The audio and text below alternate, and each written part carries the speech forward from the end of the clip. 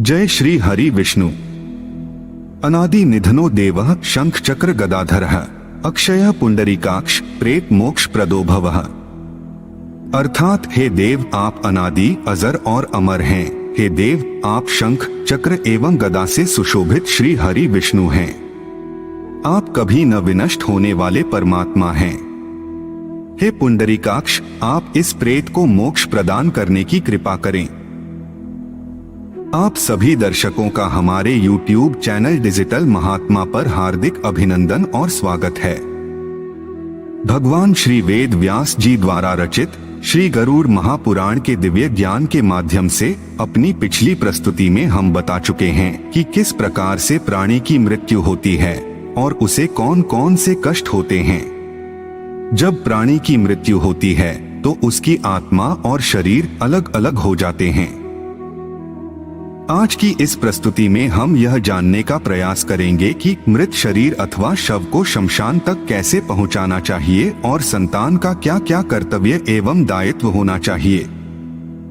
जब गरुड़ देव ने श्री हरि विष्णु जी से पूछा कि हे भगवान, सांसारिक प्राणी की मृत्यु होने के उपरांत क्या क्या प्रक्रियाएं होती हैं और इसमें मृत व्यक्ति के परिजनों एवं बंधु बांधवों के क्या क्या कर्तव्य होते हैं, तब भगवान श्री हरि विष्णु ने गरुड़देव को मरणोपरांत ज्ञान देते हुए बताया कि हे गरुड़देव, जब प्राणी की मृत्यु हो जाती है तो एक तरफ शरीर होता है और दूसरी तरफ आत्मा होती है। आत्मा जो इधर उधर मंडराती रहती है। भगवान द्वारा आत्मा को अति सूक्ष्म शरीर प्रदान किया जाता है जिसे अतिवाहक शरीर कहते हैं, परंतु अतिवाहक शरीर बलहीन होता है, उसमें कोई सामर्थ्य नहीं होता है। आत्मा अपने मृत शरीर के अंदर दोबारा से प्रवेश करने की कोशिश करती रहती है, लेकिन यमदूतों के पाश में बंधे होने के कारण वह मृत शरीर के अंदर प्रवेश नहीं कर पाती है और मृत देह पर लिपट जाती है। फिर हाय हाय करते हुए रोती बिलखती रहती है। वह अपने परिवार के लोगों को देखती है जो उसके मृत शरीर के प्रति अत्यंत दुख और संताप करते रहते हैं और अत्यधिक क्रंदन करते हुए रोते बिलखते रहते हैं। आत्मा उनको समझाने का प्रयास करती है और उन्हें शांत करने की कोशिश करती रहती है, लेकिन अदृश्य होने के कारण कोई भी उसे देख नहीं पाता और अस्पृश्य होने के कारण कोई उसे महसूस भी नहीं कर पाता है। उसकी अनुभूति किसी को भी नहीं हो पाती है। फिर वह अपने बनाए हुए घर को देखती है, अपने द्वारा संग्रहित की गई वस्तुओं को देखती है और उन पर लिपटती रहती है। फिर अपने बंधु बांधवों को देखती है, अपनी संतानों को देखती है जिनका क्रंदन उसको अत्यधिक दुखी करता रहता है। उसका एक एक क्षण अत्यधिक दुखदायी होता है। जब वह किसी को शांत नहीं कर पाती है और सामर्थ्य विहीन हो जाती है, तब वह यमदूतों के चरणों में गिर जाती है और रोते बिलखते हुए गिड़गिड़ाती रहती है। यमदूत उसको डांटते हैं और उसका मार्गदर्शन करते हुए उसको समझाते हैं कि उसके शरीर की अब मृत्यु हो चुकी है और अब वह सांसारिक बंधनों से मुक्त हो चुकी है और आगे यमलोक के मार्ग पर चलेगी। तब आत्मा यमदूतों की बातों को समझ जाती है और अपने मकान, धन संपत्ति, बंधु बांधवों और अपनी संतानों के प्रति मोह भंग कर लेती है और यमदूतों के निर्देशानुसार आचरण करने के लिए तैयार हो जाती है। वह अपने आप को अत्यधिक हल्का महसूस करती है, एक आजाद पंछी की तरह जिधर चाहे उधर उड़ सकती है और सभी आसक्तियों के प्रति मोह भंग होने के कारण अपने आप को आसक्ति शून्य करती है। तो यह थी सांसारिक प्राणी की मृत्यु होने पर आत्मा की स्थिति। तब भगवान श्री हरि विष्णु गरुड़देव को मृत शरीर के प्रति संतानों के कर्तव्य को समझाते हुए कहते हैं कि हे गरुड़देव, जब सांसारिक प्राणी की मृत्यु हो जाती है और उसका शरीर निर्जीव हो जाता है तो उसके पुत्र अथवा पौत्र आदि परिजनों को चाहिए कि वे सभी शव को शुद्ध जल से स्नान कराकर नवीन वस्त्र से आच्छादित करें। तदंतर उसके शरीर पर चंदन आदि सुगंधित पदार्थों का अनुलेप भी करें। मृतक के मुंह में गंगाजल डालें, शहद डालें, तुलसी के पत्ते डालें और हो सके तो शरीर के 9 द्वारों में स्वर्ण डालें। उसके बाद जहां शव को रखा जाना है वहां गाय के गोबर से लेपन करें फिर कुशा का बिछोना लगाकर उसमें तिल डालें, फिर उसमें एक वस्त्र बिछाकर उसके ऊपर शव को रख दें। शव को रखते समय यह ध्यान रखना चाहिए कि उसका सिर उत्तर दिशा की तरफ हो और उसके पैर दक्षिण दिशा की ओर हो। इस स्थान पर एक दीपक भी प्रकाशित करना चाहिए। फिर मरण स्थान पर संतान द्वारा शव नामक पहले पिंड का दान करना चाहिए, जिससे कि भूमि देवता की तुष्टि होती है। उसके बाद जब मृत शरीर को शव शैया पर रखकर फूल मालाओं से सजाकर बाहर निकालते हैं, तो पांथ नामक दूसरे पिंड का दान घर के मुख्य द्वार पर करना चाहिए। इस पिंडदान से वास्तुदेवता की तुष्टि होती है। शव को नाती पोतों, पुत्रों, भाइयों और अन्य बंधु बांधवों द्वारा कंधा दिया जाना चाहिए। इससे मृत व्यक्ति की आत्मा को शांति मिलती है और अपनों के साथ उसकी यह अंतिम यात्रा होती है। शव यात्रा में आगे बढ़ते हुए चत्वर अर्थात चौराहे पर खेचर नामक तीसरे पिंड का दान करना चाहिए। इस पिंड के दान से भूतादिक गगनचारी देवतागण प्रसन्न होते हैं। जब शव यात्रा शमशान भूमि तक पहुंचती है, तब शव को धीरे से उतारते हैं। उसका सिर दक्षिण दिशा में करके भूमि पर विश्राम दिया जाता है।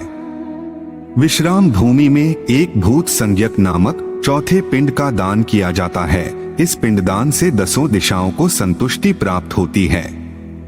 शमशान भूमि पर सभी कर्म अपसव्य और दक्षिणाभिमुख होकर करना चाहिए। शमशान भूमि पर शव दाह करने के लिए शास्त्र सम्मत विधि के अनुसार एक वेदी का निर्माण करना चाहिए। इस वेदी को चिता योग्य बनाने के लिए संग्रहित लकड़ियां विधि अनुसार रखनी चाहिए।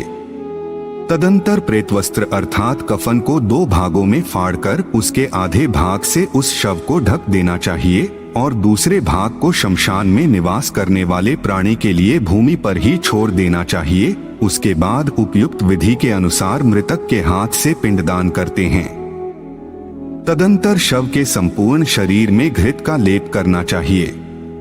शव दाह की क्रिया के लिए पुत्र आदि परिजनों को तृण काष्ठ अर्थात लकड़ी, तिल और घी का संकलन स्वयं ही करना चाहिए। तत्पश्चात स्वच्छ भूमि पर बनी हुई वेदी को भली भांति मार्जन उपलेपन के द्वारा शुद्ध करना चाहिए।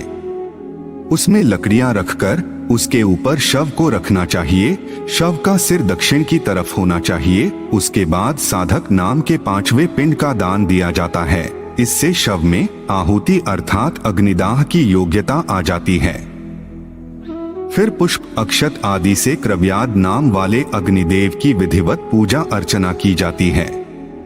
परिजनों और ब्राह्मण के द्वारा अग्निदेव से प्रार्थना की जाती है कि हे देव, आप भूतकृत हैं। हे देव, आप इस संसार के योनि स्वरूप और सभी के पालनहार हैं। इसलिए आप इस शव का अपने में उपसंहार करके अमृत स्वरूप स्वर्ग में ले जाइए।